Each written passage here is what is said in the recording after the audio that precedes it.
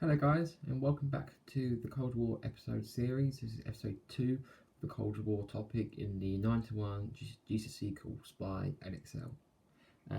It is called Superpower Relations and the Cold War.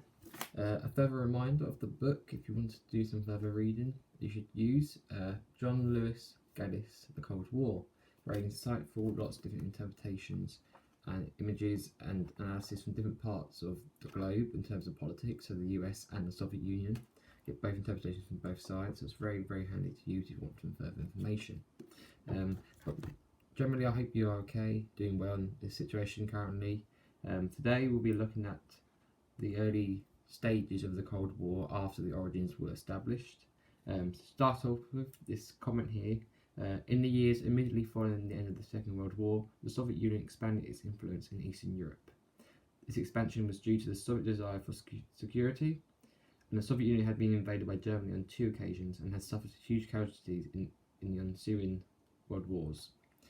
So this is where the Soviet Union was at once those closing years of the World War had finished, and Stalin, the leader of the Soviet Union, as we saw in the last episode, he wanted to try to create some Soviet-controlled satellite states to act as the buffer against any future invasion against that other countries might pose to them, especially the US, who were trying to impose their capitalist approach in Europe. And elections were held in each Eastern European country, but were rigged to ensure that Soviet-controlled communist parties would take over. This is especially rife in eastern parts of Europe, such as Poland, Czechoslovakia. All those countries had rigged elections where the Soviet Union would come out of the election with power, and it would be a system where quite quickly the eastern part of Europe would be a Soviet-controlled part of Europe. And the consequences of this was an obvious increase in rivalry between the Soviet Union and the US in terms of trade and politics, as just as a country as well. An expansion of the Soviet Empire and communism throughout Europe was a really, really big threat to the US ideology and their efforts in Western Europe. And so the US then posted this telegram called the Long Telegram, in which George Kennan, who was a deputy chief of mission advisor to the US president at the time, singled out the USSR as being aggressive and selfish and only trying to impose this communist ideology for their own safety and to block any other people, any other countries from invading their own land.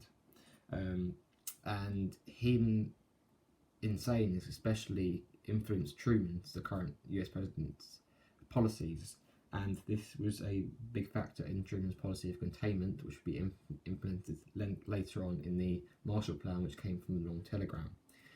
The Soviet Union also had a say in this, and they responded with the Novikov telegram. And the Soviet Union's basically, Novikov, the other chief advisor within the Soviet Union, he said that the US was trying to achieve world dominance by opposing the Soviet Union expansion. They believed that the Soviet Union expansion was nothing more than a threat to the liberal democracy that the US wanted to impose on Western Europe, and they thought that choices should be available for countries in Europe to make, whether they want communism or capitalism, and that's why they were helping the countries in Eastern Europe back on their feet after World War II through imposing their communist agendas. Although it is known that they had rigged elections, as previously mentioned, the Soviet Union was still resilient in believing that was necessary to ensure that all countries in that area were able to sort of feel as a part of a union and sort of a pact that they had together, which was later reinforced by the Warsaw Pact that the Soviet Union introduced.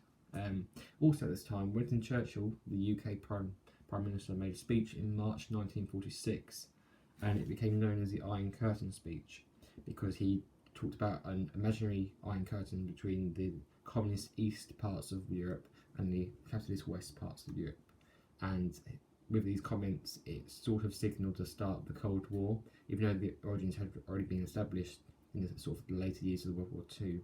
This was the point where the whole of Europe recognised that there was a situation developing out of the World War II, and this situation was progressing to be a Cold War, and a different type of war than a physical war, because that's why it is called a Cold War, because there wasn't much in terms of large-scale damage and rebellions and battles. However, the standoff between political powers, the US and the Soviet Union, was as damaging to those countries' reputations and their abilities to influence other countries as a war would be if you were damaged critically by other countries. And so that's where the early tension arose, primarily because the Soviet Union tried to establish satellite states, but also by the US response. And this was when the two sides were set up in opposition, and because of this opposition, other countries were forced to make a decision which side they wanted to support. A lot of countries in Eastern Europe didn't want to support this communist agenda at first, but they were forced to. And this was a real issue for the US because they believed that no country should be forced into supporting something they didn't actually believe in. And that idea came from when, as we talked about in the last episode, the US and UK wanted free elections in these liberated countries, but the Soviet Unions wanted these countries to be more focused towards communist attributes, and they wanted them to understand that the communist way would be the better way than capitalist way.